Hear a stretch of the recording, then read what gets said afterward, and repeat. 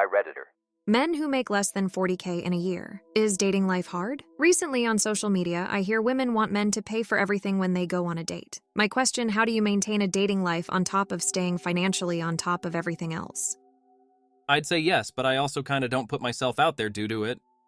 Yeah, self-selection out of the dating pool. I got too much of my own shit to deal with and my own goals to work toward that. I don't want to deal with trying to make a connection with someone who is going to judge me for not making more than her. I'd appreciate if you'd ask before you post my internal thoughts online. Sheesh. Wait, but I'm a woman and in the same boat. Will none of us ever date again if we have to always make more? Or is this what capitalism wants? Lowell. Sounds about right. It's more profitable for the owner class if people are alienated, families broken apart. But the fact is, women in general place wealth and money as the most important factor in dating, while most men don't care about that.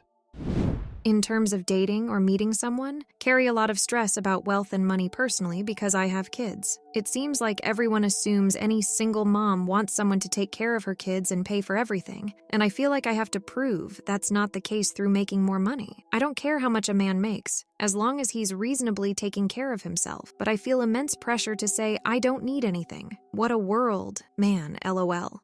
Wow, this sucks and is a tough situation, to be honest. While men don't want to date a gold digger, they absolutely, on a conscious and subconscious level, want to feel needed. A woman who constantly gives off "I don't need you" vibes can actually be a turnoff. I am not saying you are doing this, just acknowledging a delicate balance exists. I hope you are seen as an attractive addition to any man looking. I would lay your stress out in the beginning while dating, because your situation is definitely a plus compared to many.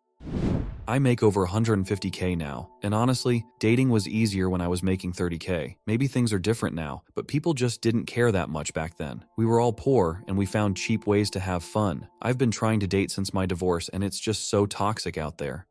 Reminds me of the Tumblr post where someone said, "If you have to choose between buying 2 shirts or 2 pants, you're poor." And someone else replied, "If you have to choose between buying 2 shirts or eating, you're poor." Yes, and I think it does make things harder. In my opinion, the issue isn't so much about paying for everything, except in the first couple dates, I guess. The issue is that women want financial stability, especially long-term. That's a big deal. Even if they are making a good salary themselves, they typically won't be attracted as much to someone with a low income. As I've heard a psychologist state it, women look for competence. And 2 easy measures of competence in men is confidence and money. Those aren't the only measures, but they're the easiest to identify quickly.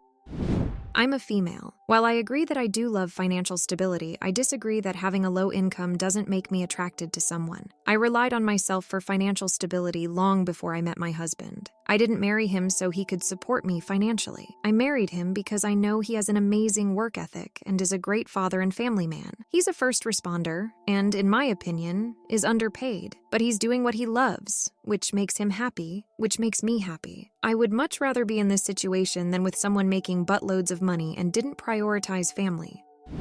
To add to this, it depends on the ages. I've been married twice, and due to college and then graduate school later on, I met both when I was making crap. It wasn't an issue. We found a way. In the case of my second wife, she was honest about the fact that my ambition and earnings potential were attractive. I met my first wife at 18s and my second wife late 20s. Now the older you get, if you continue making only 30K, it will get harder and harder for sure. Unless you're very attractive. I gotta imagine it would be hard as hell making 30K in your 40s while trying to date. I'd say I'm of average attractiveness, and I am damn near certain I'd have less prospects if I wasn't in a stable career with a good income.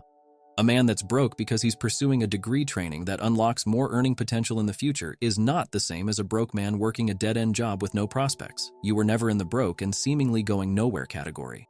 Oh, I know. Even if not currently in school, though 30K in your 20s, you may be viewed as having potential. 30K in your 40s shows that ambition and pack of financial security aren't all that important to you. A 25-year-old not in college is still more likely to pursue a trade or to school at some point than someone in their 40s.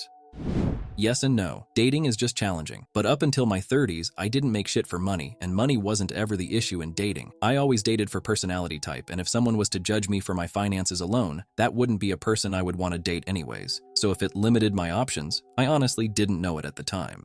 I learned long ago that the type of girl that would care is the exact opposite of the type of girl I would get along with and would want to date. I think this is a healthy mindset, and I've started thinking along these lines as well. Most women around me are more highly educated and or make more money than I do. For a lot of them, my income would probably be a deal breaker, not to mention my working hours. Those women simply aren't for me if that's the case. I would like to make more than I do, but I like my job, and I'm not going to get another one just because it'll make me more attractive to women. If I'm going to get a different job, it'll be for myself. A woman I saw casually talked about how her job might make her less attractive to a lot of men because it's not a particularly feminine job. She said she's not going to switch jobs just because of that. That's the kind of attitude I want to develop for myself. It's probably healthier than trying to change for someone else. Still, I imagine she would have preferred to date someone with a better income if she was looking for a long-term relationship. Then again, she's been single a lot in her life and is very independent. She took care of her daughter more or less full-time and studied to get a better job. So she doesn't strike me as the type who obsesses over a potential partner's income. If she's anything like me, she probably just wants them to be able to stand on their own legs and not hate what they do. When I was making under 40K per year, I just couldn't go the extra mile on dates. If we go to the Renaissance Fair, I wouldn't be able to afford a costume and tickets, just tickets, no matching flower crowns. It was very much either or, and having money to go the extra mile on the tiny details, in my opinion, matters. It's not about making 100K plus, but having enough disposable income to drop $100 here and there. My advice is, don't listen to social media. Yeah, everything is doom and gloom online. If you actually talk to people, most people are nice and just carrying on with life.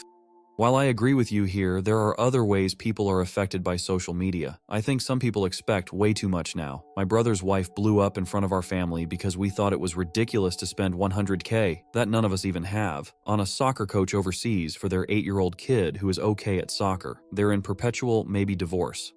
Canadian here? My son was at the top in soccer and maybe have a career, even get to Europe. But we looked at Brazil, which has 300 million people with huge poverty, and the only way out would be with a pair of soccer shoes. Why compete against that group as well as others in the same boat? The kid is smart, so got his PE instead. Perpetual, maybe divorce, not sure what that is. I'm always debating whether this is because people are socially masked by the risk of being shamed in person, or if there's an inherent selection bias with only the most miserable people posting on the internet. Considering literally everyone I know is on social media all the time, I find the second premise pretty hard to buy, though I'd absolutely love to believe it's the case. In real life, I've had the repeated experience of liking someone until I get to know them a bit more, and see the friendliness hides some pretty ugly stuff beneath. It just seems like that ugliness comes out online, which means the internet is the more accurate accounting. Horrifying thought if that's the truth, but that's what I'm inclined to believe. Probably a bit of both. The ugliness comes out, but people aren't being shown actively able to go and find whatever pisses them off in real life either. I could drive 10 hours to my hometown, which I actively hate, or I could go to my hometown's subreddit and say, "You're all a bunch of bitches," if I wanted to. The actual cost of being able to do that is much greater in real life than online. I made absolute shit for income in my 20s. I never had trouble dating or getting hookups. I had friends with benefits too. I married at 28. You just have to get out there and take a chance. You may run into a gold digger wannabe. If you do, move on. There's something better out there. You'll never meet the love of your life if you don't create a chance for it to happen. A friend of mine at work met his new girlfriend in line for coffee. She seems really great. Don't believe most of what you see on social media.